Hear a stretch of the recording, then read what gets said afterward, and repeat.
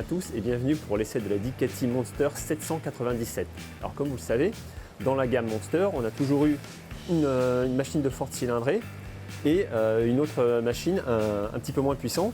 Alors vous me direz, on a déjà la 1200 et la 821. Ben oui, mais ces deux machines-là sont très puissantes et finalement assez peu accessibles tant en termes de capacité qu'en termes de prix. Ce sont déjà des machines assez particulières. Donc Ducati a décidé de recréer un Monster plus facile et c'est donc ce Monster 797.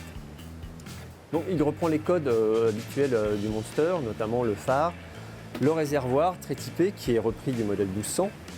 Et par contre, il s'appuie sur un tout nouveau cadre qui est d'une seule pièce, un treillis tubulaire qui reprend vraiment l'aspect classique des Monsters. Et surtout, il intègre à nouveau le moteur refroidi par air, le Twin de 803 cm3 qu'on trouvait déjà sur le 796 et qu'on trouve actuellement aussi sur le Scrambler. Alors, comme sur le Scrambler, on a les mêmes performances, donc elles sont en nette diminution par rapport au modèle de Monster précédent avec ce moteur-là. Donc tout d'abord un moteur très disponible, là qui se différencie beaucoup du modèle d'avant, avec des performances certes en retrait, mais une partie cycle toujours aussi facile, toujours aussi typée, avec un train toujours assez raide, assez rigide, puisqu'on a un angle de colonne assez fermé. Une moto facile à inscrire sur l'angle, très réactive aux appuis. Beaucoup de charme tout de même s'il y a moins de vie mécanique, on entend moins le moteur. Tout ça, c'est les normes Euro 4 qui ont vraiment fait pas mal de dégâts entre guillemets sur le moteur. Mais somme toute, une machine vraiment charmeuse pour certainement des moteurs qui voudront l'utiliser en ville ou sur des petites routes et ne pas avoir une puissance trop importante comme sur le 821, voire le 1200.